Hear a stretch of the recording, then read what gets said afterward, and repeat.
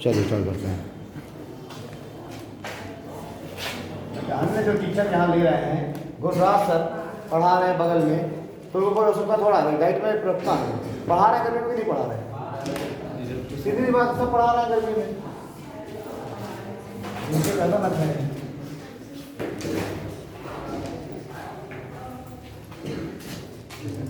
कल हो चुका था आर्टिकल 22 तक कंप्लीट हो गया। हाँ वो आर्टिकल 22 कंप्लीट हो गया। आज हम लोग देखेंगे अगला राइट है वो है शोषण के विरुद्ध अधिकार। भाई देखिए पहले आपका समानता का अधिकार हो गया, स्वतंत्रता का अधिकार हो गया, है ना। उसके बाद समानता का अधिकार 14 से 18, फिर 19 से 22 स्वतंत्रता का अधिकार। अब आएगा आपका आर्टिकल 23 और 24, ये है शोषण के विरुद्ध अधिकार।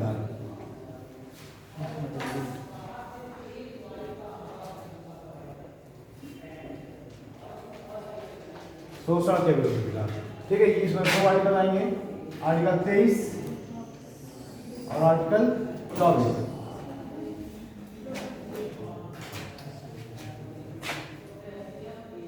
इसकी कंपनी में काफी दिन से करने के इरादे में हूँ। संडे को टेस्ट लेने आएगा, लेट के बगल वाले कमरे में सो जाएगा। हाँ तो ये चीज़ें ठीक है, अवॉइड कर रहे हैं, चलो ठीक है। कौन क्या कॉम्प्लीकेटेड है, तो तुमने जो है बिल्कुल वो बना रखा है। अभी कह दोगे वहाँ जाके बैठोगे जब मीटिंग में, तो कहोगे कि वो सरकारी योजना इसलिए नहीं चल रही, इसलिए नहीं चल, 50 एक्सक्यूज बताओगे। ये अपने ना बताओगे कि हम क्या कर रहे हैं इसलिए नहीं चल पा रही सरकारी योजना। वहाँ तुम बताओगे सरकारी मास्टर पढ़ा रहे हैं 205 इसलिए नहीं लगे आ रहे हैं, क्या करने की बात। उधर लू साहब की मीटिंग थी, उसमें ये मुद्दा उठा रहे हैं सब, जितने भी प्राइवेट है वो सरकारी मास्टर 2 से 5 में पढ़ा रहे हैं, इस वजह से नहीं चल पा रही ना, नहीं देख रहे हो। शोषण के विरुद्ध अधिकार आर्टिकल 23 और 24।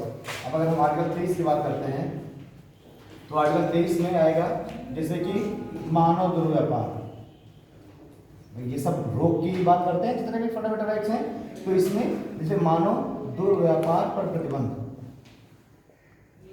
तो ये हो गया। फिर दूसरा जाएगा इसमें बेगार पर प्रतिबंध, बेगार पर प्रतिबंध। और तीसरा जाएगा बलात्श्रम पर प्रतिबंध।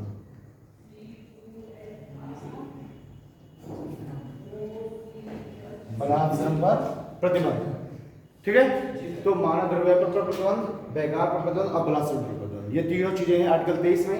अब ये होता क्या है, मानव दुर्व्यापार क्या है, यानी कोई भी व्यक्ति ह्यूमन ट्रैफिकिंग नहीं कर सकता, ठीक है, ना ह्यूमन ऑर्गन्स की, ना ही जो है बच्चों की, महिलाओं की, ये सब इस तरीके के कोई भी दुर्व्यापार पर संलग्न नहीं होगा और इसकी रोक लगाएगा राज्य, है ना। तो ये मानव दुर्व्यापार पर प्रतिबंध हो गया। बता रहा ना, अभी तो पहला बता रहा हूँ मानव दुर्व्यापार, बेगार तो यहाँ लिखा है, तो उसके बाद बेगार पे ही आऊंगा, है ना। फिर दूसरा आता है बेगार।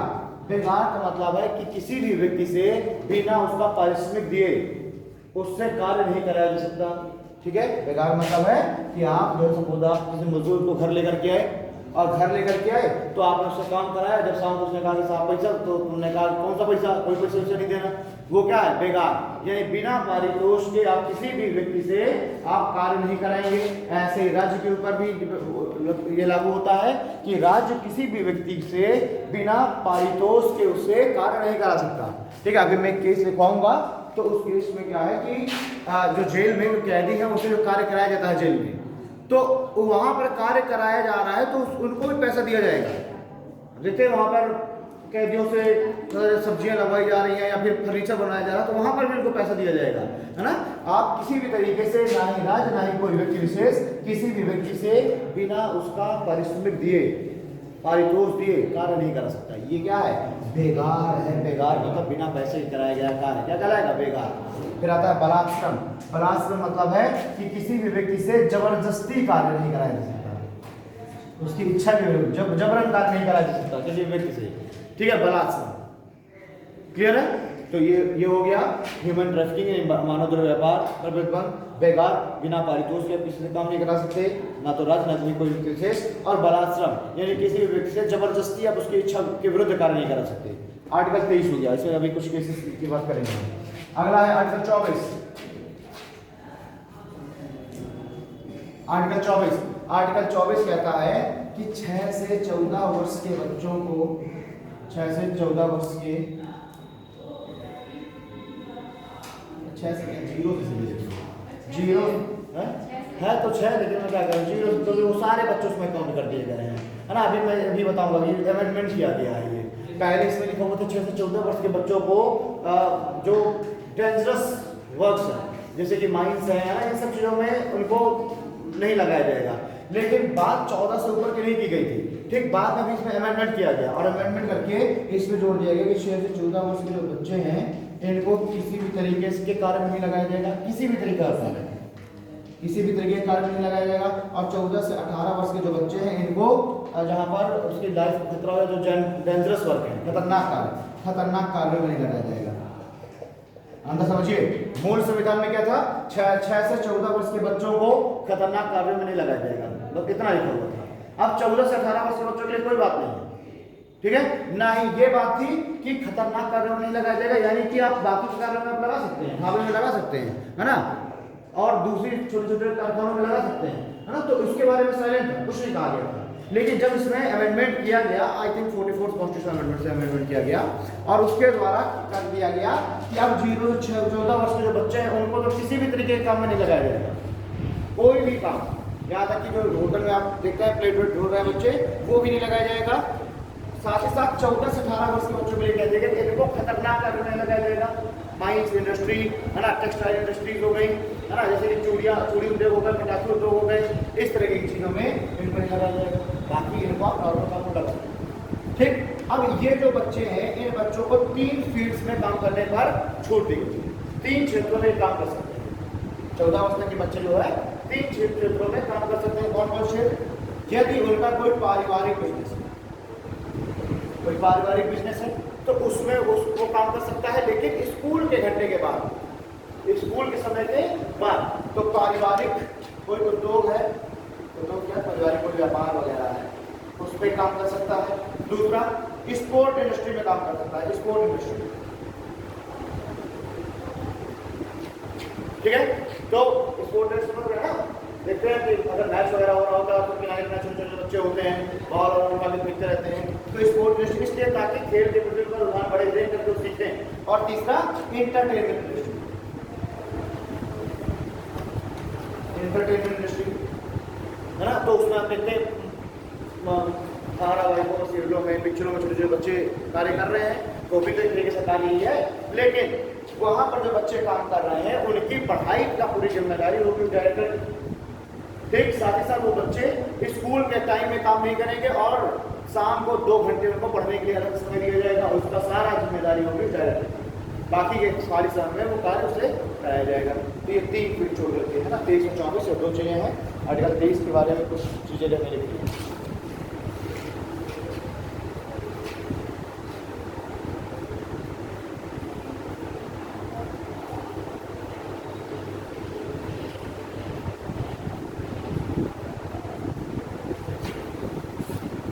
एक केस देखेंगे आप, पीपल्स यूनियन उन्हें लगा कि हमारे का 24 तारीख है, बिल्कुल केस को पढ़ेंगे पहले से हम केस लिखना लेते हैं, पहले 24 लिखना रखना लिखना तो हां, देखिए, people's union for democratic rights, people's union for democratic rights versus union of India union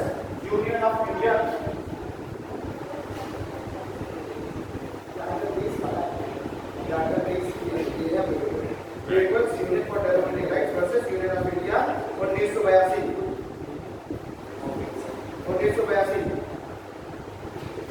ठीक है, ये 1982 का केस है। देखो इस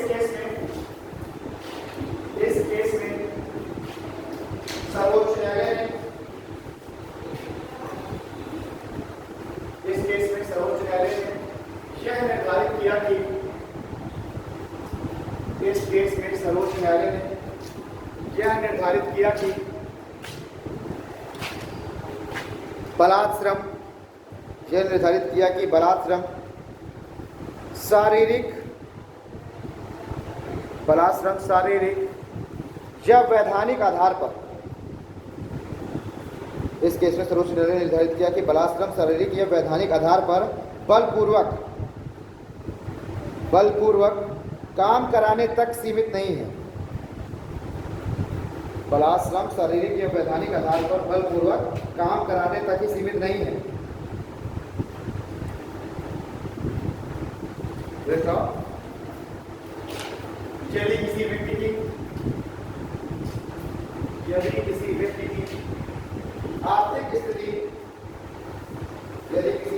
आर्थिक स्थिति कमजोर होने के आधार पर, यदि किसी व्यक्ति की आर्थिक स्थिति कमजोर होने के आधार पर उससे, यदि किसी व्यक्ति की आर्थिक स्थिति कमजोर होने के आधार पर उससे बलपूर्वक काम लिया जाता है,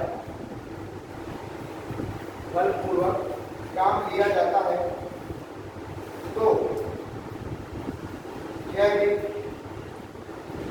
बलपूर्वक काम किया जाता है, यह भी बलात्श्रम की श्रेणी में आएगा, यह भी बलात्श्रम की श्रेणी में आएगा।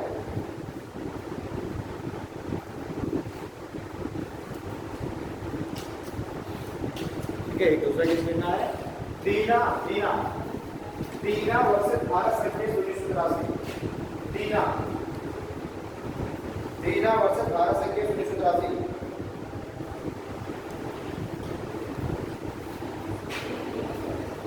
ये दीना है, Dina versus union of India case, case 1993। इस केस में सर्वोच्च न्यायालय ने, इस केस में सर्वोच्च न्यायालय ने यह निर्धारित किया कि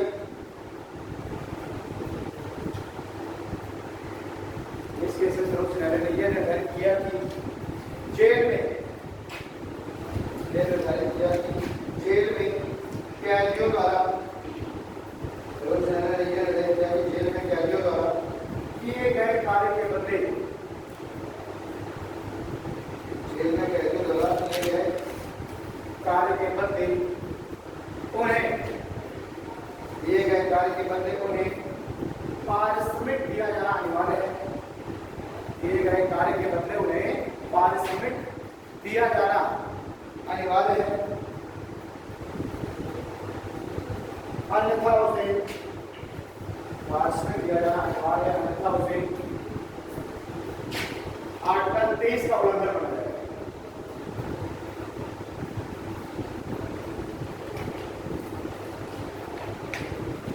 अन्यथा उसे आर्टिकल 23 का उल्लंघन माना जाएगा। ठीक है, तो एक और तो देखिए कह रहा है कि ना तो राज्य ना ही कोई व्यक्ति किसी से भी बलात्श्रम नहीं करा सकता, जबरदस्ती का, और ना बेकार करा सकता। आर्टिकल इसने दीना केस में भी स्पष्ट कर दिया गया कि कैदियों को भी जो काम कराया जा रहा है उसके बदले में उनको पारिश्रमिक दिया जाएगा, नहीं तो आर्टिकल 23 को उसको उल्लंघन माना जाएगा। लेकिन एक आर्टिकल है, इसी में इसका क्लॉज है आर्टिकल 30 क्लॉज 2, ये अपवाद सच्चा नहीं है। अपवाद कैसे इसमें कहा गया है कि अगर देश हित में राज्य आवश्यक समझे तो कुछ क्षेत्रों में लोगों को कार्य करना बाध्यकारी कर सकता है, अनिवार्य कर सकता है। सरकार कह सकती है, राज्य कह सकता है, सपोज मान लीजिए इनकेस डिफेंस में आ गया ऐसा सिस्टम है ना, कुछ देशों में जैसे है कि आपको अनिवार्य से इजराइल है, उसमें अनिवार्य रूप से आपको 18 महीने या 2 साल आपको डिफेंस में वर्क करना ही करना है, वर्क अच्छा मिलेगा नहीं, ठीक है। लेकिन अभी भारत में ऐसा नहीं है सिस्टम, है ना। तो मान लीजिए अगर राष्ट्र हित में ऐसा सरकार को लग रहा है कि प्रत्येक व्यक्ति को किसी एक स्पेसिफिक फील्ड में उसको अपना श्रमदान देना ही देना है, तो उसको नेसेसरी बना सकता है राज्य, ठीक। तो वो आर्टिकल 23 क्लॉज 2 में है, और इस तरीके से कानून बना के अगर कुछ किया गया तो उसको आर्टिकल 23 को नहीं माना जाएगा, ठीक है। देख लो आर्टिकल 23 क्लॉज 2, आर्टिकल 23 क्लॉज 2 देखिए, राष्ट्रहित में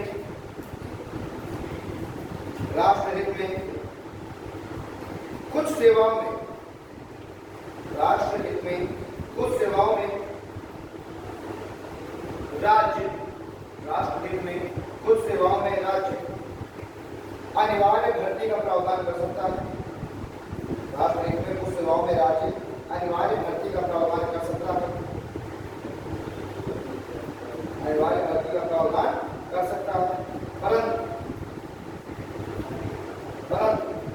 ऐसी भर्ती में परंतु ऐसी भर्ती में धर्म परंतु ऐसी भर्ती में धर्म जाति ऐसी भर्ती में धर्म जाति जन्म स्थान तथा मूल वंश को ऐसे भर्ती में धर्म जाति जन्म स्थान का मूल वंश को भेदभाव का आधार नहीं रहेगा। मूल वंश को भेदभाव का आधार नहीं रहेगा। देखिए लेकिन यहाँ पर लिंग की बात नहीं की है ना, यानी कि इस आधार पर भेदभाव हो सकता है। फिर ना बात केवल इसमें कहा है धर्म जाति जन्म स्थान और मूल वंश के आधार पर भेदभाव नहीं हो सकता। यानी कि अगर सरकार ने ये निकाला कि डिफेंस सेक्टर में हर व्यक्ति को आवश्यक रूप से 1 साल या 2 साल की सेवा देना ही देना अनिवार्य है, भाई ये तो एक तरीके से बलाश्रम हो गया ना। राष्ट्र जबरदस्ती आपको कहा गया कि अब करने का आपकी इच्छा नहीं है, ठीक है, तो बिल्कुल वो भेजा जा रहा है, तो बिल्कुल हिले जा रहा है अंदर से कि अरे यार बॉर्डर पे जाना किससे क्या होता है ना। लेकिन अब जबरन आपको भेजा जा रहा है, लेकिन क्या है एक्ट के तहत राष्ट्रहित में, तो उसमें क्या है कि फिर ये नहीं कहा जाएगा कि केवल जो है फलाने जाति का व्यक्ति ही केवल जाएगा, हाँ, या फिर केवल इसी क्षेत्र का व्यक्ति ही केवल जाएगा। उसमें फिर भेदभाव नहीं होगा, उसमें सभी के लिए होगा, केवल लिंग के आधार पर भेदभाव कर सकते हैं। हाँ, महिलाओं भाई ऐसे बहुत से कार्य है जिसमें महिलाओं को नहीं आगे किया जाता, ठीक है।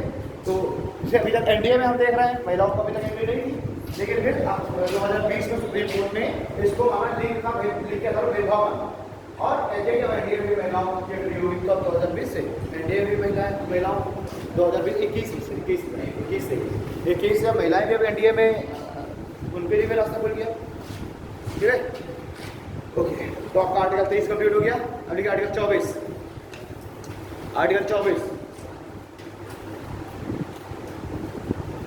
देखिए 6 से 14 वर्ष के बच्चों को 6 से 14 वर्ष के बच्चों को दो 14 वर्ष के बच्चों को दो खनन 6 से 14 वर्ष के बच्चों को दो खनन तथा अन्य खतरनाक कार्यों में नियोजित नहीं किया जाएगा।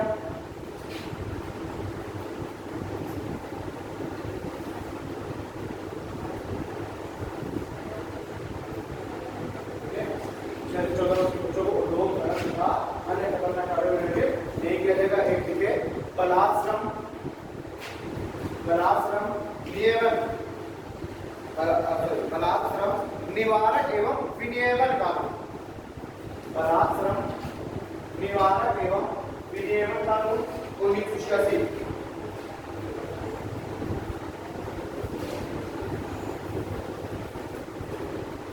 बलात्श्रम निवारक एवं विनियमन कानून 1986 हमारे संविधान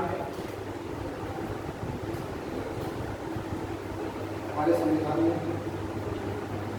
6 से 14 वर्ष के बच्चों को, हमारे संविधान में 6 से 14 वर्ष के बच्चों को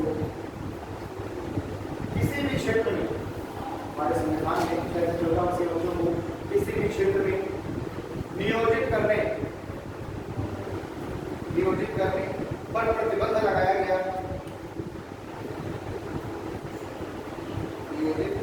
किसी भी क्षेत्र में नियोजित करने पर प्रतिबंध लगाया गया है।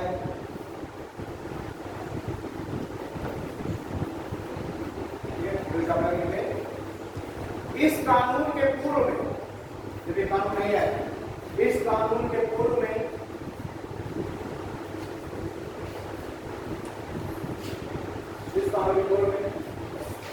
सिर्फ 3 क्षेत्रों में, इस कानून के पूर्व में सिर्फ 3 क्षेत्रों में 6 से 14 वर्ष के बच्चों के नियोजन पर प्रतिबंध। इस कानून के पूर्व में मात्र 3 क्षेत्रों में 6 से 14 वर्ष के बच्चों के नियोजन पर प्रतिबंध था।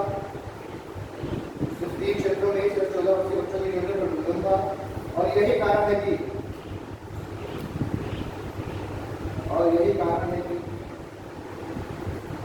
अन्य क्षेत्रों में बाल श्रम बड़े पैमाने पर जारी है। बाल श्रम बड़े पैमाने पर जारी है। ठीक है, यानी कि पहले सिर्फ 3 ही क्षेत्र थे, माइंस, खनन और एक ये 3 क्षेत्र ही ऐसे थे जिसमें बालकों के नियोजन का प्रतिबंध था, बाकी किसी के लिए बात नहीं थी। तो बहुत सारे क्षेत्रों में बाल श्रम हो रहा था। ये जो मैंने कानून लिखाया है, मैंने बाल श्रम बोल दिया, बाल श्रम बोला है, बाल श्रम बच्चों के लिए बाल श्रम, बाल श्रम है ना, बाल श्रम निवारक एवं नियोजन प्रतिबंध है ना, बाल श्रम बच्चों के लिए। तो 6 से 14 वर्ष के बच्चों को 3 क्षेत्र में प्रतिबंध था, बाकी सभी क्षेत्र खुले हुए थे। लेकिन 1986 में कानून ला करके सभी क्षेत्र बंद कर दिए गए और अब इसको पनिशमेंट ऑफेंस बना दिया गया कि अगर किसी भी बच्चे को अगर किसी भी कार्य में नियोजित किया जाएगा यानी कि लगाया जाएगा तो वो पनिशमेंट ऑफेंस होगा और इसमें लगभग 2 माह तक की जेल का प्रावधान है। ठीक है, देखिए इस कानून के तहत, जो कानून मैंने लिखवाया, इस कानून के तहत पहली बार, इस कानून के तहत पहली बार बाल श्रम को दोषी बनाया गया, बाल श्रम को दोषी बनाया गया और बाल श्रम के दोषी व्यक्ति को, और बाल श्रम के दोषी व्यक्ति को 2 माह की कैद, और बाल श्रम के दोषी व्यक्ति को 2 माह की कैद तथा 5,000 का जुर्माना का प्रावधान किया गया।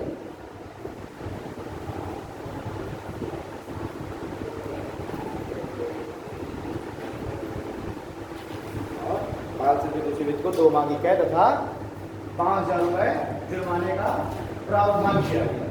ठीक है, MC Mehta versus Tamil Nadu case 1996, MC Mehta, MC Mehta versus Tamil Nadu state case 1996।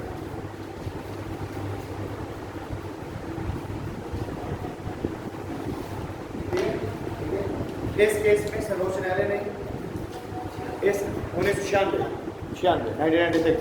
इस केस में सर्वोच्च न्यायालय ने बाल श्रम के लिए दिशा निर्देश जारी किए। इस केस में सर्वोच्च न्यायालय ने बाल श्रम के लिए कुछ दिशा निर्देश दिए जो इस केस में सर्वोच्च न्यायालय ने बाल श्रम के लिए कुछ दिशा निर्देश दिए, गाइडलाइन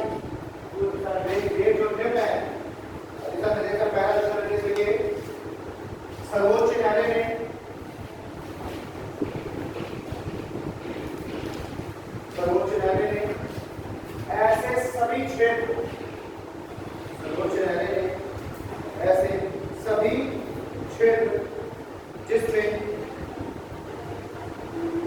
सर्वोच्च न्यायालय ने ऐसे सभी क्षेत्र जिसमें 6 से 14 वर्ष के बच्चों को नियोजित किया गया था, सभी क्षेत्र जिसमें 6 से 14 वर्ष के बच्चों को नियोजित किया गया था, उनसे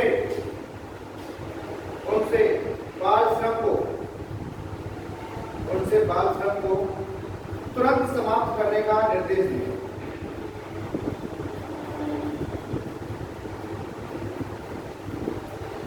ठीक है, तुरंत समाप्त करने का निर्देश दिया। न्यायालय ने राज्य को यह निर्देश दिया कि न्यायालय ने राज्य को यह निर्देश दिया कि न्यायालय ने राज्य को यह निर्देश दिया कि बाल कल्याण कोष, एक बाल कल्याण कोष स्थापित किया जाए, एक बाल कल्याण कोष स्थापित किया जाए जिसमें जमा राशि का प्रयोग,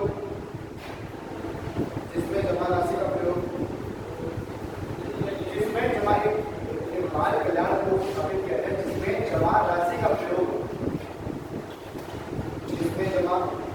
प्रयोग, बाल श्रम में नियोजित, इसमें जमा राशि का प्रयोग बाल श्रम में नियोजित बच्चों को, बाल श्रम में नियोजित बच्चों को शिक्षा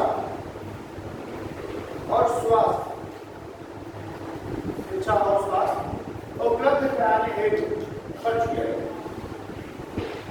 उपलब्ध कराने के लिए खर्च किया गया।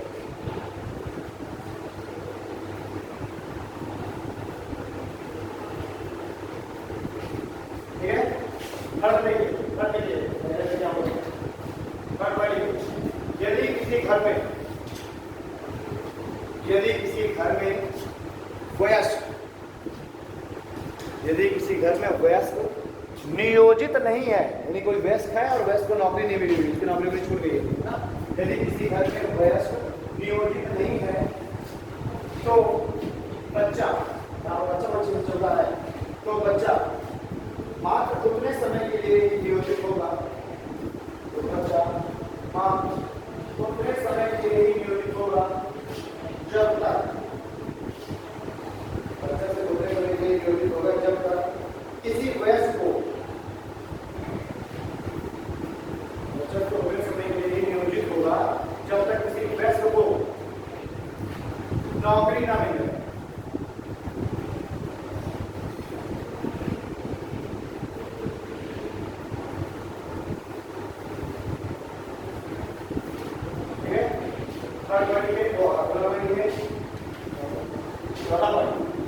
न्यायालय ने यह भी निर्धारित किया कि यदि किसी कारणवश, न्यायालय ने यह भी निर्धारित किया कि यदि किसी कारणवश बालकों को नियोजित करना पड़े तो, यदि किसी कारणवश बालकों को नियोजित करना पड़े तो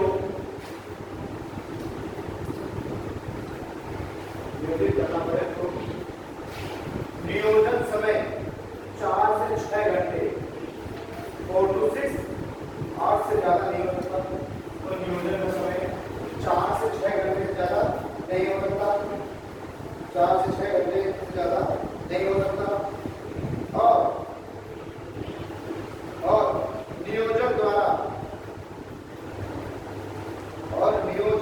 जो उसको नौकरी में लगा रहा है, और नियोजक द्वारा प्रतिदिन 2 घंटे अतिरिक्त, और नियोजक द्वारा प्रतिदिन 2 घंटे अतिरिक्त शिक्षण हेतु निर्धारित किया गया।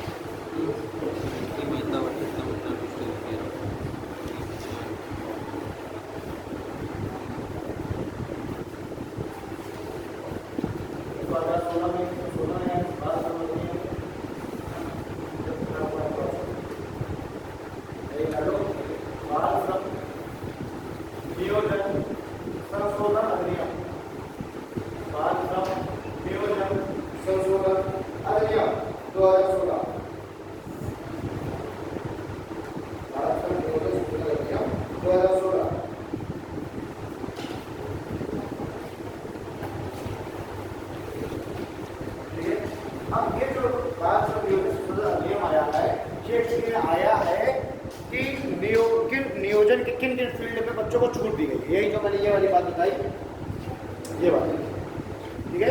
ये जो बाल श्रम नियोजन संशोधन अधिनियम है उसमें इसको जोड़ा गया है ना, इनकी नियोजन में कुछ छूट दी गई है, ठीक है। तो 2 फील्ड है मुख्य रूप से, एक तो मनोरंजन हो गया और दूसरा हो गया घरेलू उद्योग। तो इसमें लिख लीजिए, इस अधिनियम द्वारा बच्चों को कुछ क्षेत्रों में नियोजन पर छूट दी गई है, बच्चों को कुछ क्षेत्रों में नियोजन पर छूट दी गई है।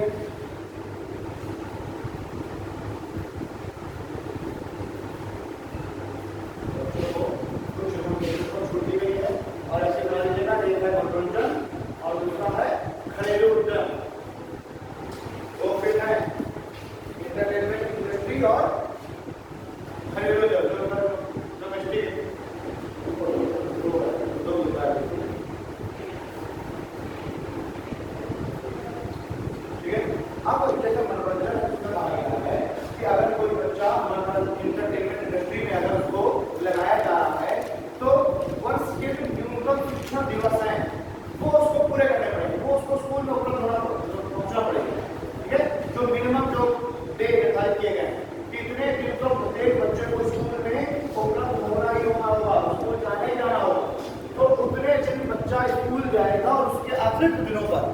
बच्चा मनोरंजन इंडस्ट्री में, एंटरटेनमेंट इंडस्ट्री में कार्य करेगा, ठीक है ना। तो न्यूनतम विद्यालय दिवस के अतिरिक्त इसमें लिखे मनोरंजन में न्यूनतम विद्यालय दिवस के अतिरिक्त, ठीक है। और घरेलू उद्योग में आप लिख लेंगे विद्यालय समय के पश्चात, विद्यालय समय के पश्चात।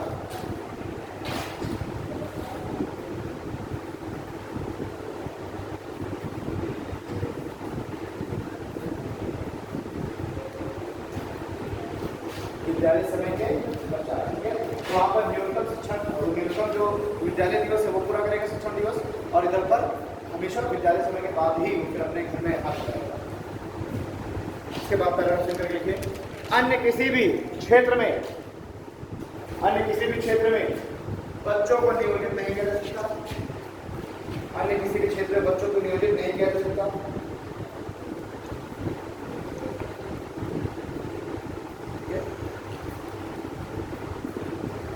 बच्चों को नियोजित नहीं किया सकता। तो स्टॉप कर लीजिए। इस क्षेत्र में, इन क्षेत्रों में नियोजन, इन क्षेत्रों में भी नियोजन को, इन क्षेत्रों में भी नियोजन को शिक्षा के अधिकार अधिनियम 2009 से जोड़ दिया गया।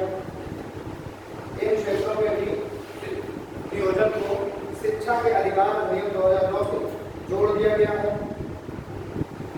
अर्थात किसी भी स्थिति में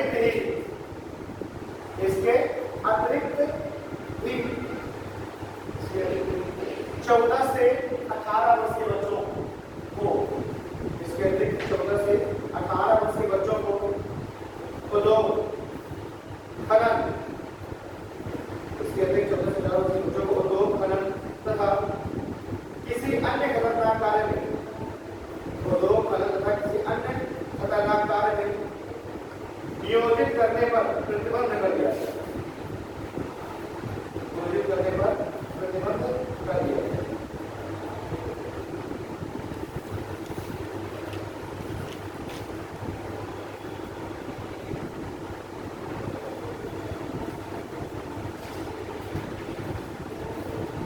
ठीक है, ये हो गया आपका शोषण के विरुद्ध अधिकार। अगला आता है धर्म की स्वतंत्रता का अधिकार, धार्मिक स्वतंत्रता का अधिकार, राइट टू रिलीजियस फ्रीडम, धार्मिक स्वतंत्रता का अधिकार, right to religious freedom, article 25 से लेकर के article 28, right to religious freedom.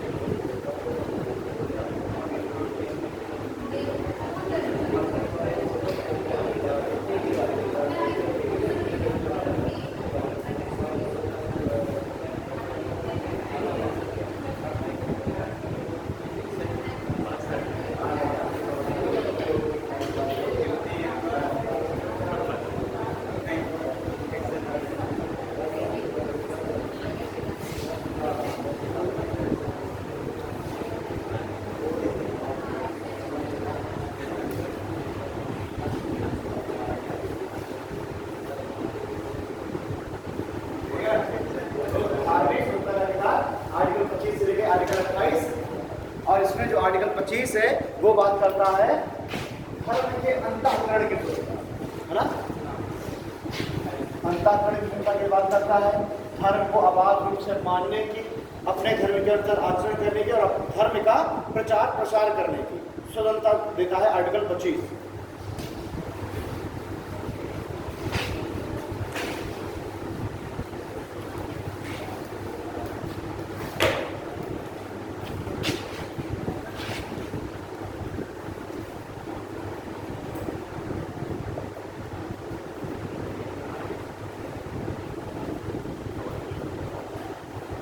धार्मिक स्वतंत्रता का अधिकार आर्टिकल 25 से लेकर के है article 28, right to religious freedom. इसमें जो हम बात करते हैं आर्टिकल 25 की, तो आर्टिकल 25 में है धर्म के अंतःकरण की स्वतंत्रता। आर्टिकल 25 है धर्म के अंतःकरण की स्वतंत्रता, ठीक है। और अंतःकरण की स्वतंत्रता में अंदर कहा गया है कि धर्म के अनुसार आचरण करने की स्वतंत्रता, धर्म के अनुसार आचरण करने की स्वतंत्रता। ये दूसरा, धर्म के प्रचार प्रसार की स्वतंत्रता,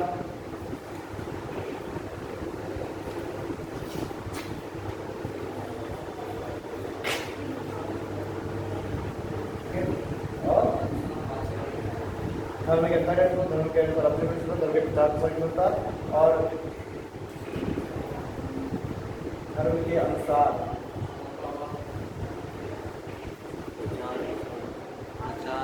वही एक ही चीज है। अरे अभी आएगा इसमें, यहाँ बने धार्मिक स्कूल, अभी आएगा धार्मिक स्कूल, है ना। ये धार्मिक स्कूल की बात है।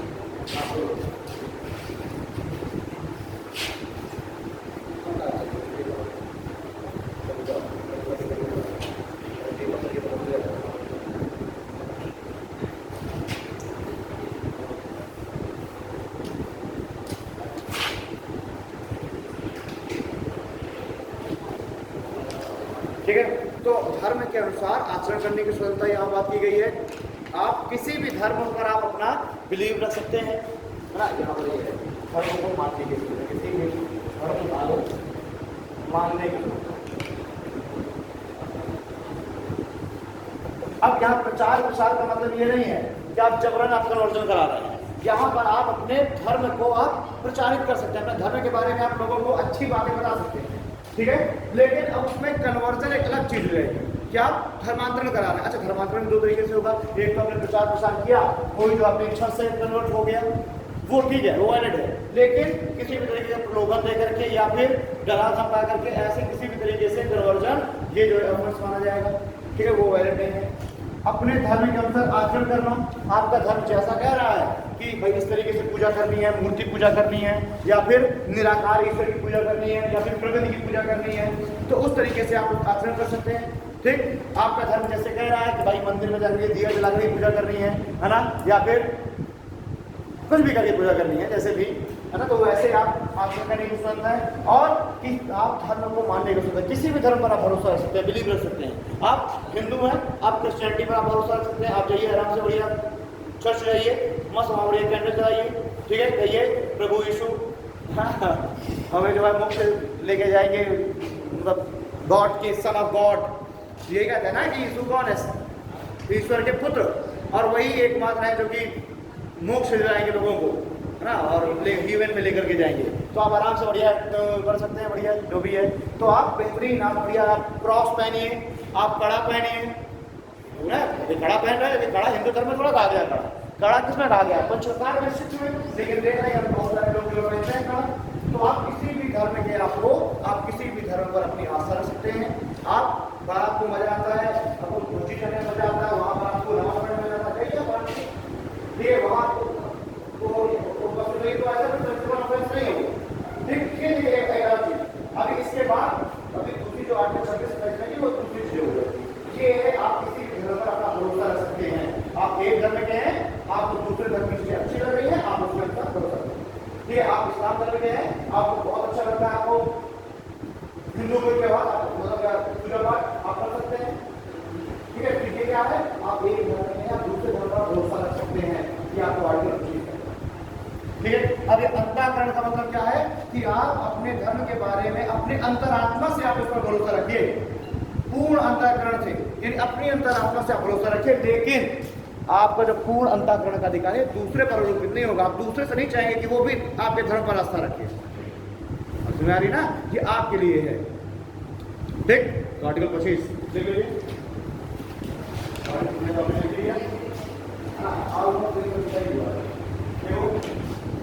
किसी भी धर्म के अनुसार, किसी धर्म के अनुसार अपनी पूर्ण अंतरात्मा के अनुसार, किसी भी धर्म के अनुसार अपनी पूर्ण अंतरात्मा के अनुसार ईश्वर को मानने, ईश्वर को मानने या ना मानने का अधिकार प्राप्त है। अंतःकरण की स्वतंत्रता है, तो ये प्रॉब्लम क्या है, ठीक है। किसी धर्म के अनुसार प्रत्येक व्यक्ति को अपनी अंतरात्मा से ईश्वर को मानने या ना मानने का अधिकार प्राप्त है। परंतु किसी के विश्वास से, परंतु किसी के विश्वास से समाज में अस्थिरता नहीं उत्पन्न होती है, परंतु किसी के विश्वास से समाज में अस्थिरता उत्पन्न नहीं होती है।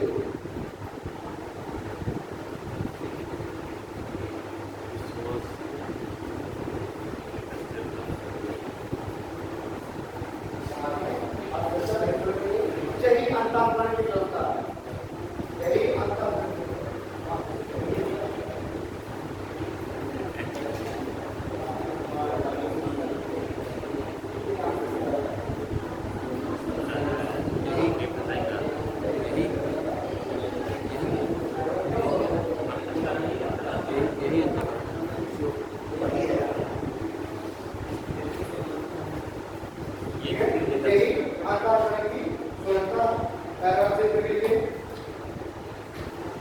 धर्म के प्रचार करने की स्वतंत्रता में ही, धर्म के प्रचार करने की स्वतंत्रता में ही, धर्म के प्रचार करने की स्वतंत्रता में ही धर्मांतरण का अधिकार भी शामिल, धर्म के प्रचार करने की स्वतंत्रता में ही धर्मांतरण का अधिकार भी शामिल है।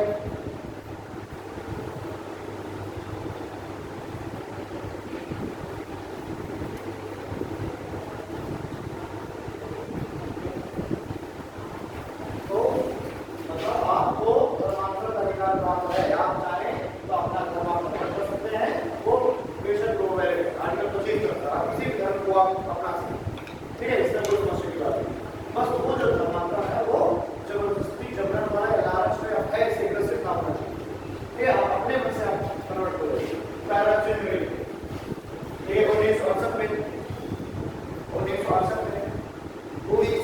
मध्य प्रदेश राज्य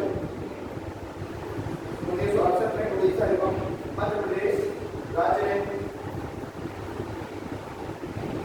1968 में उड़ीसा तथा मध्य प्रदेश राज्य ने है धोखा एवं लालच के आधार पर 1968 में उड़ीसा एवं मध्य प्रदेश राज्य ने भय लालच एवं धोखा के आधार पर धर्म परिवर्तन को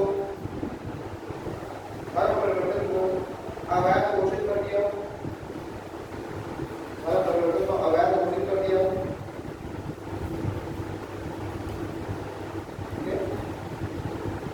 अवैध घोषित कर दिया।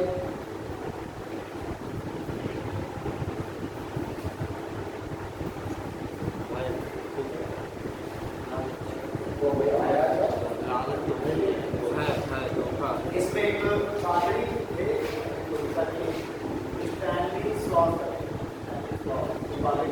उन्होंने कहा था ये तो आर्टिकल 25 का उल्लंघन है करिए तो ये असंवैधानिक है ना। हम अपने घर के प्रचार प्रसार काम में अधिकार है तो तो सुप्रीम कोर्ट ने कहा कि ये जो अगर इन आधारों पर धर्म का प्रचार प्रसार हो रहा है समांतरण हो रहा है तो उन्होंने क्या कहा अपने पक्ष में रखा कि भाई ये भी आर्टिकल 25 का ही बात है। तो भाई हमें तो अपने धर्म प्रचार प्रसार का अधिकार है तो हम तो अपने धर्म का प्रचार प्रसार करेंगे लोगों को कन्वर्ट कराएंगे। तो सुप्रीम कोर्ट ने कहा अगर भय लालच होके नित्य आधार पर कन्वर्जन हो रहा है तो असंवैधानिक माना है ना। तो आर्टिकल 25 का बात है।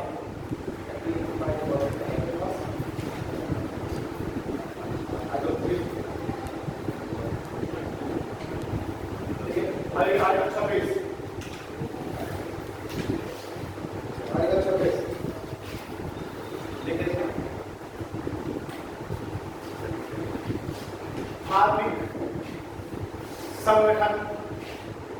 धार्मिक संगठन तथा ट्रस्ट बनाने का अधिकार।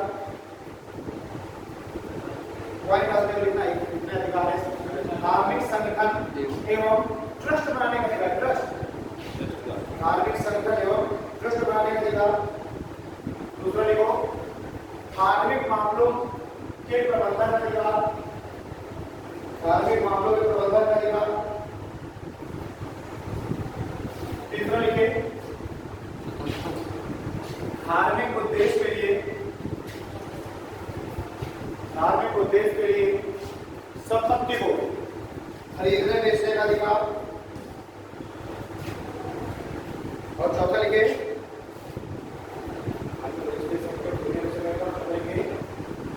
धार्मिक संपत्ति के प्रबंधन का अधिकार। धार्मिक संपत्ति के प्रबंधन का अधिकार।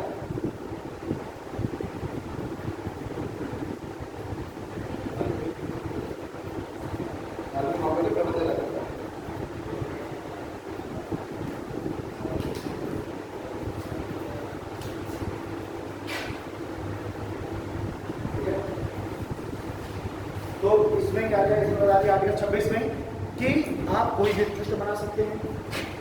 ठीक धार्मिक ट्रस्ट आप हर एक मंदिर जो होता है उसका ट्रस्ट होता है अपना और उस ट्रस्ट के नाम पर ही संपत्ति को खरीदा जाता है। और आप जानते हैं कि ट्रस्ट की जो संपत्ति है वो टैक्स फ्री होती है, उसमें किसी भी तरीके कोई टैक्स नहीं होता। तो जितने बड़े बड़े उद्योगपति हैं वो सब क्या करते हैं ट्रस्ट बना देते हैं और उस ट्रस्ट के नाम पे अपनी सारी पैसे को उस ट्रस्ट के नाम पर डोनेट कर देते हैं। तो उनका वो जो ब्लैक मनी क्या वाइट हो गया, उनके पास पैसा भी टैक्स भी नहीं देना। अब ट्रस्ट को चूंकि किसी भी तरीके का टैक्स लगना नहीं है उसको टैक्स के बाहर रखा गया। तो जितने भी आप देखेंगे बड़ी इंडस्ट्री बड़े बड़े उद्योगपति सब ट्रस्ट बना रहे हैं। मंदिर देखिए मंदिरों का ट्रस्ट होता है और सबसे पैसे वाले कौन है मंदिर। इतना ज़्यादा चढ़ावा आता है तो क्या उन पर टैक्स लगता है या नहीं लगता है ना। तो आप धर्म के धार्मिक आधार पर आप ट्रस्ट बना सकते हैं, संगठन बना सकते हैं। धार्मिक मामलों का प्रबंधन यानी कि मंदिरों का प्रबंधन कि इसमें किस तरीके से पूजा पाठ होनी है ना, कैसे आयोजन कराने की चीज़ों का मालिक जब विवाह करना है तो कैसे उसका आयोजन हो। तो ये सब जो है आर्टिकल 26 में है। ठीक आपके ट्रस्ट के नाम पर आप संपत्ति खरीद दे सकते हैं जो आपके धार्मिक मंदिर वगैरह है उसके नाम पर क्या करेंगे संपत्ति खरीद दे सकेंगे और उस ट्रस्ट का ही पूर्ण अधिकार माना जाएगा। ये है आर्टिकल 26। ठीक है ठीक है इसमें जरा केस लिख लेते हैं हम लोग।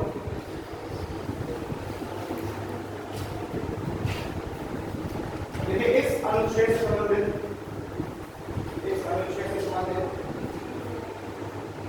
इस वाइट पार्टी वर्सेस भारत संदेश इस अनुच्छेद संबंधित इस फाइट कॉल की वर्सेस भारत संघ केस 1994 में 1994 में फाइट कॉल की वर्सेस भारत संघ केस 1994 में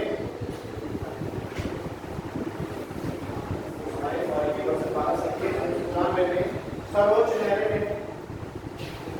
सर्वोच्च न्यायालय ने यह निर्धारित किया कि सर्वोच्च न्यायालय ने यह निर्धारित किया कि पूजा स्थल का अधिग्रहण करना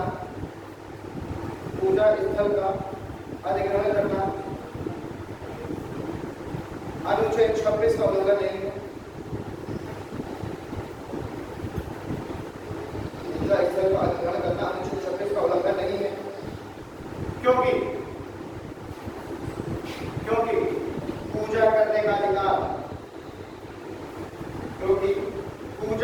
अधिकार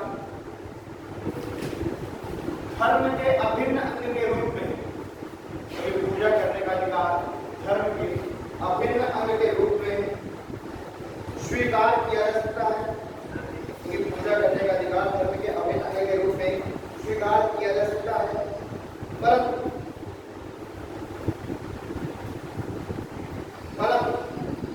किसी विशेष स्थान पर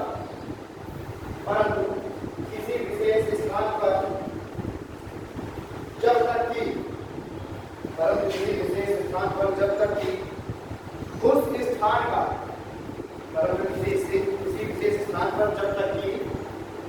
स्थान का कोई विशिष्ट महत्व न हो, पूजा करना कोई विशिष्ट महत्व न हो, वहां पूजा करना धर्म का अभिन्न अंग नहीं है।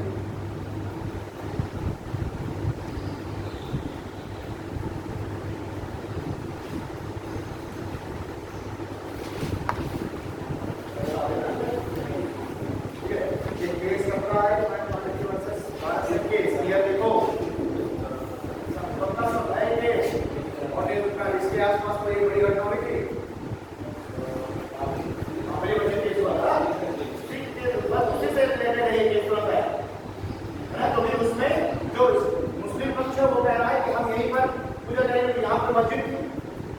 हिंदू पक्ष कह रहा है हम यहाँ पूजा करेंगे क्योंकि क्या यहाँ पर ही राम जन्मभूमि थी। तो इस केस में सुप्रीम कोर्ट ने डिसीजन दिया कि पूजा करना तो आपका धार्मिक स्वतंत्रता है। भाई इसमें सुप्रीम कोर्ट ने किसी पक्ष पर फैसला नहीं अभी दिया है ना, अभी तो सुप्रीम कोर्ट सुनवाई करेगी, लेकिन सुप्रीम कोर्ट ने यहाँ पर ये जरूर स्पष्ट करी थी, आर्टिकल 26 का वहां पर उल्लेख किया गया था। तो सुप्रीम कोर्ट ने ये जरूर स्पष्ट कर दिया कि पूजा करना तो आपका धार्मिक स्वतंत्रता का अधिकार है, लेकिन किसी एक विशेष स्थान पे ही जाके पूजा करना, क्या हम यही पूजा करेंगे, वो तब तक आपका धार्मिक स्वतंत्रता नहीं है जब तक कि उस स्थान का कोई विशेष महत्व ना हो।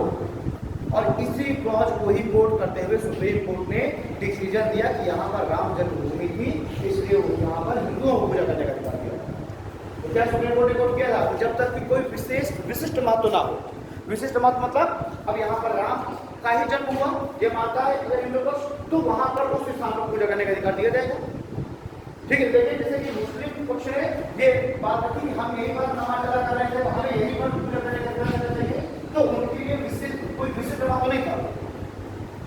अब अगर काबा की बात कर ली जाए तो वहां पर विशिष्ट महत्व है, अगर आरक्षण की बात कर ली जाए तो विशिष्ट महत्व है, क्योंकि धर्म से जुड़ा हुआ है। आरक्षण में क्या हुआ था, आरक्षण क्या हुआ था, क्यों महत्व है आरक्षण मस्जिद का? आरक्षण मस्जिद का क्या महत्व है? वहीं से पैगंबर मोहम्मद साहब ने स्वर्ग की यात्रा प्रारंभ की। अर्श का ना, वहीं से मोहम्मद साहब ने क्या किया था? अर्श का इजराइल कहाँ कहते हैं जेरूसलम है ना। तो अर्श का जो मस्जिद है उसके 3 पार्ट कर दिए गए, क्योंकि जो अर्श का मस्जिद है वो 3 धर्मों के लिए महत्वपूर्ण स्थल है। अर्श का मस्जिद एक क्रिश्चियनिटी के लिए भी है, यहूदियों के लिए भी है और इस्लाम के लिए भी है।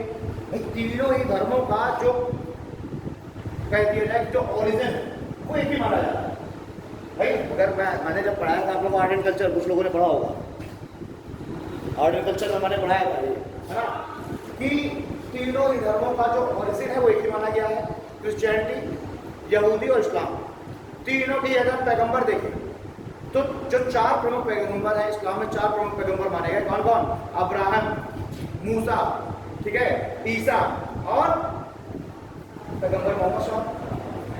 तो यही जो अब्राहम मतलब इब्राहिम, इस्लाम में क्या कहा गया उनको? इब्राहिम, मूसा, ईसा। देखिए इस्लाम में 25 पैगंबर माने गए। इस्लाम में कितने पैगंबर माने गए हैं? कि 25 पैगंबर। पैगंबर मतलब मैसेंजर, अल्लाह का जो संदेश लेकर के पृथ्वी पर आ रहे हैं और लोगों को अल्लाह के संदेश बता रहे हैं, वो है कौन? पैगंबर, जो पैगाम लेके आए अल्लाह का। सुना रही ना? तो 25 पैगंबरों में से 4 प्रमुख पैगंबर माने गए। दरबार कर रहा पीछे वालों। इब्राहिम, 25 में से 4 प्रमुख पैगंबर माने गए इस्लाम में। इब्राहिम, मूसा, ईसा और मोहम्मद साहब। और मोहम्मद साहब सबसे महत्वपूर्ण माने गए, क्यों? क्योंकि यही थे अंतिम, लास्ट यही है, ठीक है ना? कहने लगा कि अब इसके बाद पैगंबर नहीं आएगा, इसके बाद अब पैगंबर का वक्त खत्म, पैगंबर अब नहीं होंगे। अब कौन होगा? अब होगा खलीफा। खलीफा स्टार्ट हुआ है ना? इन्होंने कहा पैगंबर अब नहीं आएगा पृथ्वी पर, अंतिम पैगंबर मोहम्मद साहब थे। और मोहम्मद साहब ने ही कुरान में सारी बातें लिख दी, जो भी अल्लाह का संदेश है वो सब कुरान में लिपिबद्ध कर दिया। ठीक, तो अभी तक इससे पहले लिपिबद्ध नहीं हुआ था, एक किताब में मोहम्मद साहब ने क्या किया? कुरान में शामिल कर दी और उसमें अल्लाह के सारे जो भी पैगाम है उनको नोट कर दिया, रिकॉर्ड किया। और कहिए अब इसके बाद पैगाम नहीं होंगे, कौन खलीफा होंगे? तो मोहम्मद साहब की जब मृत्यु होगी या वो जब स्वर्ग की यात्रा पर चले जाएंगे तब क्या होगा? उसके बाद खलीफा आ जाएंगे और बस वहीं से खलीफा पद की शुरुआत हो जाएगी, खलीफत की, है ना? और फिर 4 प्रमुख खलीफा हम देखते हैं। कौन कौन है? अबू बकर,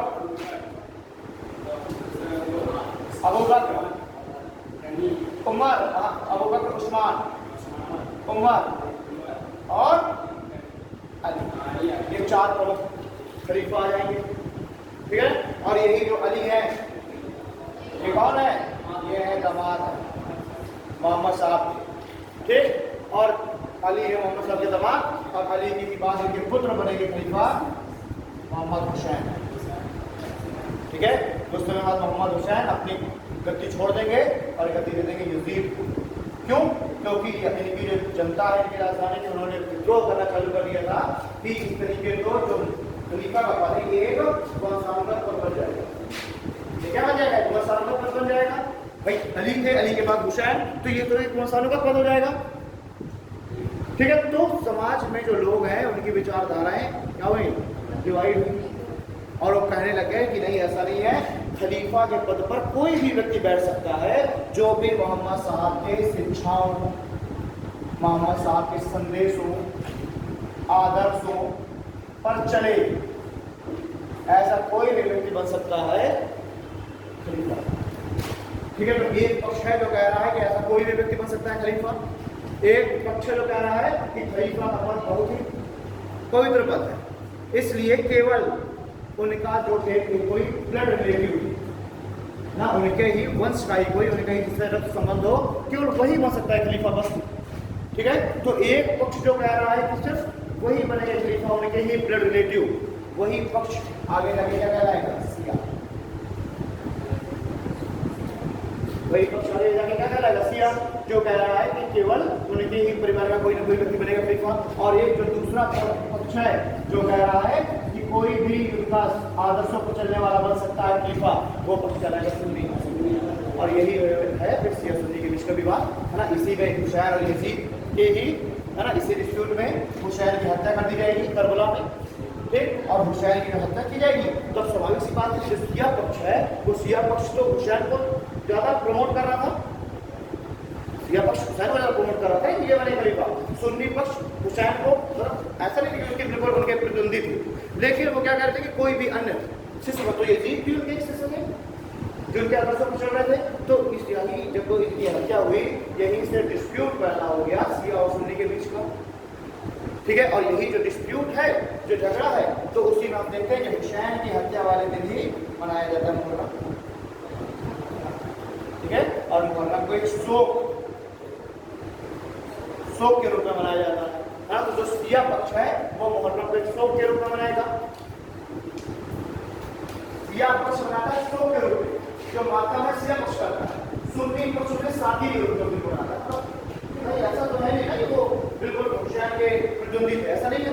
वो भी उस दिन को ऐसा ही उसी उल्लास से मना रहा है, उस दिन को साथी के साथ मना रहा है। ठीक, तो वो भी जता रहे हैं, लेकिन जो शिया पक्ष है वो उस दिन को माता के ऊपर, ठीक है। तो कहते नहीं या हुसैन हम नहीं थे या नबी हम नहीं थे, ठीक है। थोड़ा बहुत मैंने सुना है ना, ऐसा ही कुछ है ना, बोलते हैं माता मनाते हैं। देख तो ये वही है कि हम नहीं थे, आपकी जो हत्या की गई, ठीक है जी, ठीक है। Back to topic. तो यहाँ पर आप देख रहे हैं इब्राहिम, मूसा, ईसा और मोहम्मद साहब 4 प्रमुख पैगंबर हैं 25 में से। और यही जो इब्राहिम है, इस्लाम धर्म में इब्राहिम, इन्हीं को क्रिश्चियनिटी में कहा जाता है अब्राहम। यही क्रिश्चियनिटी में, ईसाई धर्म में अब्राहम, यहूदी में यही है अब्राहम, ठीक है। उसके बाद मूसा, क्रिश्चियनिटी में भी मूसा का बात है, मूसा को माना गया है, ठीक है। ईसा वही है, ईसा मसीह। जो इस्लाम में जो 4 प्रमुख धर्म में ईसा है, वही है ईसा मसीह, ठीक है। तो जो अलस्कार होती है और धर्मों के लिए इस क्रिश्चियनिटी के लिए क्यों महत्वपूर्ण है, क्योंकि वहीं पर उसी जगह पर ही ईसा मसीह ने लास्ट सफर होता है खाने के बाद, जो आप डेजर्ट वगैरह आइसक्रीम वगैरह है ना, खाने के बाद फिर आपको ऑफर मिल जाओगे, अगर दावत पे तो खाने के बाद फिर आपको आइसक्रीम आ गई या फिर खीर आ गई, है ना, रसगुल्ले आ गए, तो वह उससे कहा जाता है लास्ट सफर। फिर तो अपने मित्रों के साथ इन्होंने ईसा मसीह ने, जिस दिन उनको क्रूसेड किया जा रहा था, सूली पर चढ़ाया गया ना, अगली सुबह सूली पर चढ़ाया गया, उसके जस्ट एक रात पहले यहीं पर इसी स्थान पर इन्होंने क्या किया था, लास्ट सफर, ठीक है। खाने के बाद का जो तो ये महत्वपूर्ण हो गया, ठीक। तो हम देखेंगे, अच्छा, यहूदी यहीं से अपना ऑरिजिनेट मानता है, यहूदी माने यहीं पर ही एडम्स ने यहीं से ही यहूदी धर्म की स्थापना की, ठीक है। तो इस तरीके से तीनों के लिए महत्वपूर्ण है। तो अब मान लीजिए, कहने की बात क्या है कि आर्टिकल 26 में उसमें जो केस आया, इसमें क्या कहा गया कि पूजा का अधिकार तो आपका अधिकार है, लेकिन किसी एक निश्चित स्थान पर ही पूजा का अधिकार तभी मिलेगा उस स्थान पर जब उसका कोई विशिष्ट महत्व है, ठीक है। तो इसी को कोट करते हुए फिर जो बाबरी मस्जिद वाला केस है वो हिंदू क्वेश्चन बनाया गया, क्योंकि कहाँ माना जा रहा कि यहीं पर सारा केस आखिरकार इसी पर ही घूम रहा था कि क्या यहाँ पर राम मंदिर हुआ या नहीं हुआ। हमारे पास ये तो साबित करने लगे हैं, क्योंकि अगर साबित हो जाएगा तो उनको अधिकार मिल जाएगा और पूजा करने का, नहीं साबित हुआ तो फिर जरूरी नहीं कि वहीं पर ही पूजा करनी है, ठीक है। दूसरी चीज नमाज वाला केस हमने बहुत सुना, तो उसमें हमने देखा कि नमाज को जैसे रोड वगैरह में सार्वजनिक स्थलों पर नमाज हो रही तो उस पर प्रतिबंध लगाया गया। क्यों? तो सार्वजनिक स्थलों पर नमाज अदा करने से क्या हो रहा है, जो सार्वजनिक यातायात है ये सब बाधित हो रहा है, आम जनजीवन प्रभावित हो रहा है। कि ये कहा गया कि आपको नमाज करने का अधिकार है, लेकिन सार्वजनिक स्थल में ही आप नमाज करेंगे ये अधिकार नहीं। नमाज तो आप कैसे भी कर सकते हैं ना, ये थोड़ा कहा गया कि आपको नमाज यही करना है, ठीक। लाउड स्पीकर वाला जो मुद्दा बनाया नमाज पढ़ना लाउड स्पीकर, उसको भी यही कहा गया कि आपको नमाज पढ़ने का आपके पास अधिकार है, नमाज आपको पढ़ने को रोक नहीं लगेगा, लेकिन लाउड स्पीकर पे ही नमाज ये तो आपके मतलब ऐसा नहीं। फिर एक और केस देखते हैं हम लोग, एक बालाजी मंदिर केस आया, A.S. नारायण वर्सेस आंध्र प्रदेश राज्य, A.S. Narayan versus A.S. Narayan versus Andhra Pradesh राज्य केस, ब्रैकेट में देना बालाजी मंदिर केस।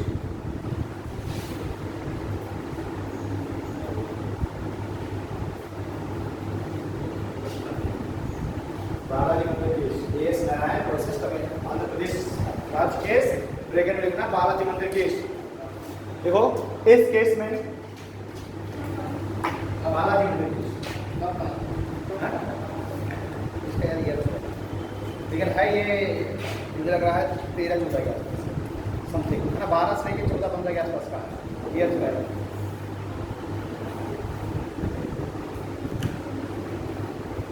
देखो अगर कुछ स्ट्राइक कर लिया तो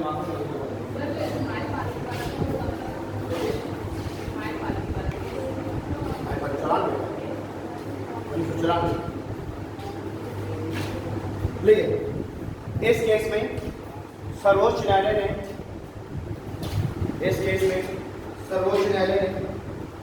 यह निर्धारित किया कि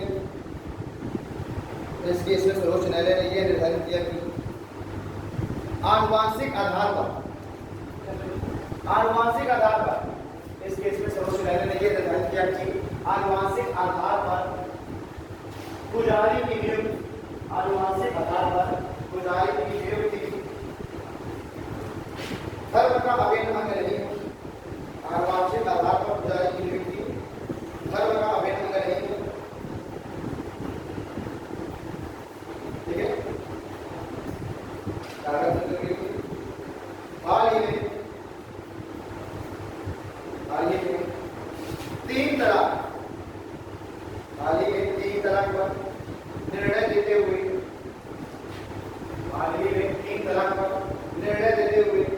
सर्वोच्च न्यायालय यह निर्धारित किया कि तलाक सामाजिक जीवन से जुड़ा मामला है।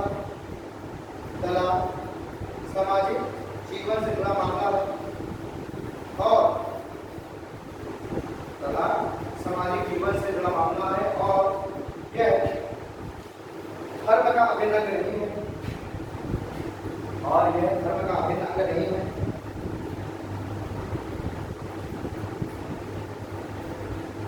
ठीक है, तो शॉर्ट लगेंगे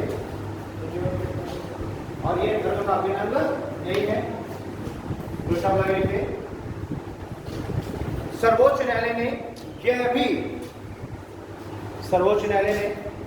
निर्धारित किया कि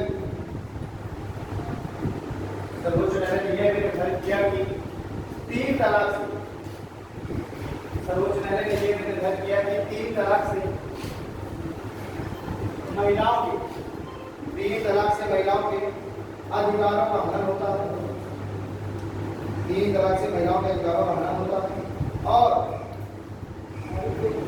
तीन तलाक से महिलाओं के अधिकारों का हनन होता है और यह अनुच्छेद 14 और 15 का भी उल्लंघन करता है।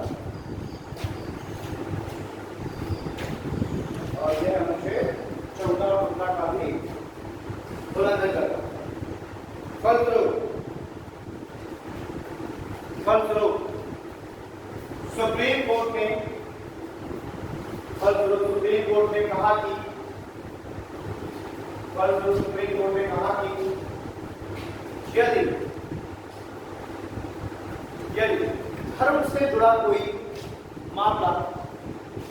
ने कहा कि यदि धर्म से जुड़ा कोई मामला सामाजिक कुरीति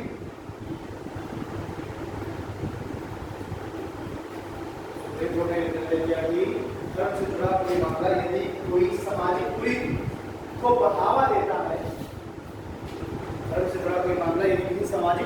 बढ़ावा देता है तो उसे धार्मिक स्वतंत्रता का मौलिक अधिकार नहीं माना जाएगा। धार्मिक स्वतंत्रता के अंतर्गत मौलिक अधिकार नहीं माना जाएगा।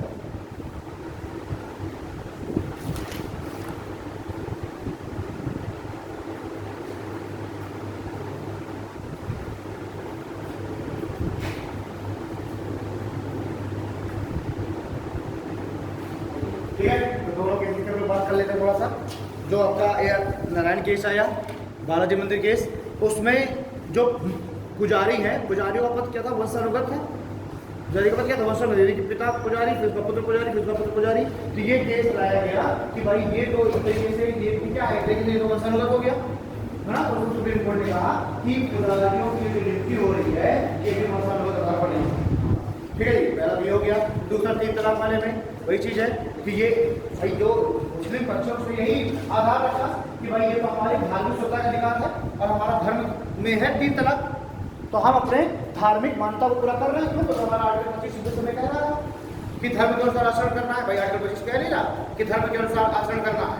तो हमारा धर्म क्या रहा 3 तलाक। तो सुप्रीम कोर्ट ने उसमें क्या अपना एक्सक्यूज दिया, सुप्रीम कोर्ट ने कहा कि ठीक है आपका धार्मिक स्वतंत्रता का अधिकार है, लेकिन यदि आपकी धार्मिक स्वतंत्रता या आपका धर्म का कोई प्रावधान किसी सामाजिक कुरीति को बढ़ावा देता है, सामाजिक बुराई को बढ़ावा दे रहा है, तो उसको समाप्त किया जाना चाहिए। तो ये सामाजिक कुरीति है, माने ना माने, लेकिन सामाजिक कुरीति है नहीं, सामाजिक कुरीति है, क्योंकि आप धर्म की आड़ में, आप अगर आप धर्म की आड़ में देखकर ऐसा काम कर रहे हैं जो कि महिलाओं के साथ भेदभाव कर रहा है, महिलाओं के अधिकार का हनन कर रहा है, सामाजिक कुरीति है। वैसे सामाजिक कुरीति को क्या करना चाहिए, एबॉलिश करना चाहिए। क्लियर बात, ठीक है।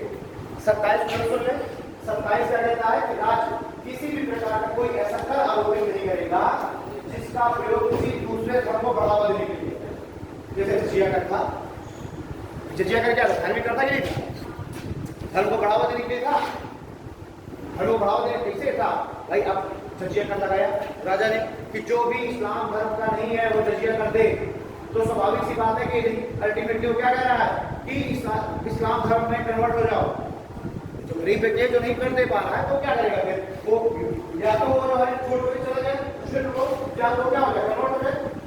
ये क्या है, धर्म को बढ़ावा दिया जा रहा है ना। कोई भी राज्य कोई ऐसा का आरोपित नहीं करेगा, नहीं लगाएगा, इन्फोर्स नहीं करेगा जो कि किसी धर्म को बढ़ावा दे, ठीक है। इसी का सेकंड फेज में अगर राज्य किसी भी व्यक्ति को सब्सिडी दे रहा है या उसको क्या कर रहा है, उसको फंड दे रहा है उसकी धार्मिक मान्यताओं को पूरा करने के लिए, हज यात्रा करता है, हज यात्रा सरकार सब्सिडी देती है नहीं, तो इसको नहीं माना जाएगा आर्टिकल 27 को उल्लंघन। आर्टिकल 27 क्या कह रहा है, राज्य ऐसा कोई भी कानून नहीं करेगा या किसी भी धर्म को बढ़ावा देने के लिए अपनी तरफ से कोई काम नहीं करेगा। राज्य किसी भी धर्म को बढ़ावा नहीं देगा, लेकिन बढ़ावा देने अलग बात, प्रोटेक्ट करने अलग बात, बढ़ावा देने अलग बात है, प्रोटेक्ट करने अलग बात है। तो राज्य किसी भी एक धर्म को बढ़ावा नहीं देगा, बढ़ावा देने मतलब उसको फंड नहीं देगा कि लोग धर्म को बना करो, लेकिन फिर भी जो गरीब व्यक्ति है या किसी भी धर्म के व्यक्ति को उसकी धार्मिक मान्यताओं को पूरा कराने के लिए राज्य उसको क्या करेगा, सहयोग देगा, उसको फंड देगा या उसको जो है उस तरीके के जो हम हज यात्रा वगैरह देखते हैं, हज यात्रा में सरकार क्या करती है ना, जैसे आप जानते हैं कैलाश मानसरोवर वहाँ पर भी सरकार आपका वहाँ पर जो वीजा वगैरह खर्च आता है तो उसमें लगभग 1 लाख 1.25 लाख रुपए यात्री को देने पड़ते हैं। इतना ही पैसा लगभग सरकार उसमें डाल देती है, जो खर्च है, जो चाइना जो वीजा का जो चार्ज लेता है, ठीक है, तो उसमें सरकार देती है पैसा। तो आपकी धार्मिक मान्यता, आपकी धार्मिक मान्यता है कैलाश मानसरोवर की यात्रा, ठीक है, हज की यात्रा इस्लाम धर्म में है, 5 से 15 में हर व्यक्ति को अपने जीवन में एक बार हज यात्रा करनी चाहिए, तो सरकार उसमें क्या करती है, सहयोग देती है। इसको ठीक है, चलो कल की बातें करें, कल ये कंप्लीट हो जाएगा मौलिक अधिकार, फिर उसके बाद आगे देखेंगे।